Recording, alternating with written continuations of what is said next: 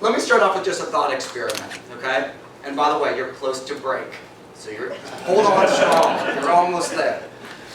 So think about this, we have a bunch of different organizations that are here.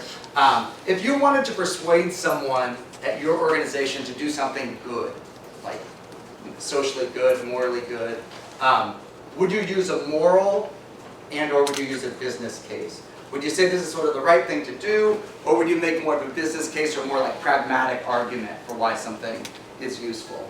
And so you can see we've got, representatives here from universities, from associations, from the media, insurance, financial industries. So maybe just have that in your mind. We don't have time to kind of go through this, but think about in your mind, what if you had a specific issue, how would you go about trying to influence management? And as I thought about this issue too, I thought, well, in what spaces in social life can we talk about morality? And what places is it safe? And so I thought in religious institutions, so your church, your synagogue, your temple, your mosque, you could talk about morality, you can talk about values. At home, with your family, that seems like a place that most people would agree would be okay. Maybe to some degree at school, sort of, sometimes. But to some degree at school, it would be acceptable. I didn't put politics up here, but because it can go either way. But that's another space maybe we could do this. And I was thinking, what about at work? Particularly in a business context, is that a place that we're supposed to or allowed to talk about values and morality? And there's interesting research on this idea of moral muteness. The idea that people don't talk about morality all that much at work. They don't tell you, you're not sort of expected to explicitly to do bad things. It's more that just morality doesn't come up. So Linda may talk about this as ethically neutral. You could think about it sort of as amoral. But that managers, they just tend to not use a lot of moral or values-laden language. And then employees, particularly if they're trying to convince management of something, they don't think it's legitimate to give a moral reason, even for doing something that's morally good. So, I remember in New York when the issue came out around about gay marriage.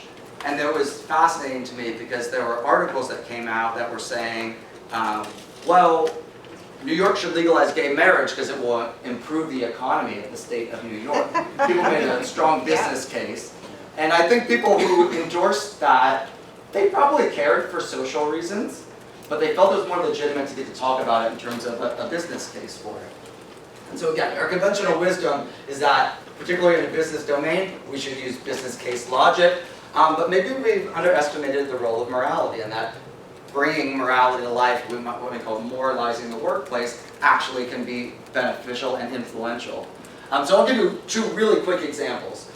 So this is a study of something called issue selling. So it's similar to voice, but it's when you're coming to management with an idea about some type of change you'd like to make, and particularly in this case around a social issue, right? So maybe you have something like you think that your company should engage in a sustainability initiative, something with your community like poverty reduction, maybe it's about employee rights, those types of things. And so we have some experiments and some surveys, but you can imagine a survey where we ask employees about if they've ever done this. And in general, about 50% of employees say they have tried to sell a social issue to management in some way, to sort of varying degrees of to varying degrees of scale. And we asked them about whether they use more economic-based arguments, business case, and or moral arguments. And then we asked managers about how effective they were. So the lay theory, or what goes on in most people's mind, is that it will be really ineffective if you try to make a moral argument to a manager. They're going to think you're sort of a Pollyanna, that you don't really understand the business context, and so it's much more useful to make an economic argument. What we have from over 5 studies, I think we've run another one more recently, is that we don't find any effect for the business case. So sort of a non-significant relationship with the business case. Sometimes we find a positive effect for the moral case, so when people moralize the issue. And this is probably the more interesting and consistent finding, which is that it depends how you do it. So if you want to be authentic and you care about something for a moral reason, and you're trying to make that case, then it's best to, this low fit line is the extent to which that you say that the issue fits with the company's broader values and mission. So if you don't mention that, you're fine. If you don't mention that, there's basically no relationship. But if you say, this is the right thing to do, and it fits with who we are, that tends to be the most effective way to influence management, to spend time, money, and resources on the issue. And I'll do this really quickly. We also looked at this with diversity. This is a big, whenever the tech companies report their diversity numbers, it's a huge issue. And we hear these arguments a lot in the space of diversity. Like, all companies say they care about diversity. Why? Because it helps the bottom line, or it's sort of the right thing to do. And that we interchange those arguments. We got quotes from leaders who take really different approaches. So, I deliberately sought to make the business case, not the moral case. I'm a CEO, I'm not a pastor or a politician or civil rights leader. Then you've got Howard Schultz saying, on a social issue, it's not an economic decision to me. Essentially, this is a decision, this is a moral decision about our people. So even leaders and organizations take really different tactics on this. So we looked at a variety of different, again, both experiments and field surveys about the reasons why a company holds their diversity statement, like their stance on diversity. And basically what we find out is that, very similar, we don't find an effect for the business case, even though when we coded the websites for the of the top 100 largest companies, which they all have diversity statements, they overwhelmingly make the business case. And you could argue that maybe they're trying to reach a certain audience, but they don't really talk about the moral case all that much. We actually find when the outcome is, do managers actually try to make hiring decisions to bring in more diverse employees when qualifications are equal. So if a male and a female have equal qualifications, we're going to be more likely to hire the female.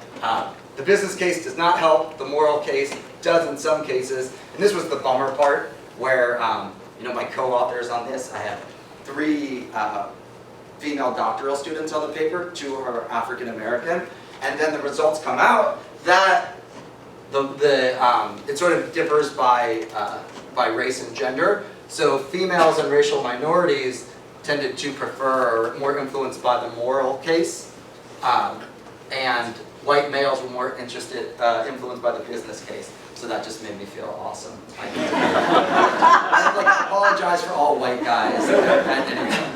So I'm already a little bit over, but this is what I learned from MBA students. I have to have 3 takeaways at the end of whatever I do. I think challenging this idea that the business case is that's just how it works in business.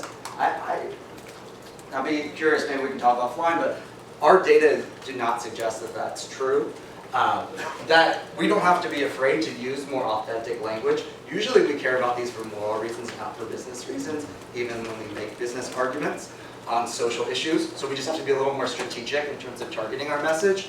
And that stripping moral language from work can really have some serious downsides. So we've got to look for opportunities to encourage more moral talk in organizations. Great, thanks.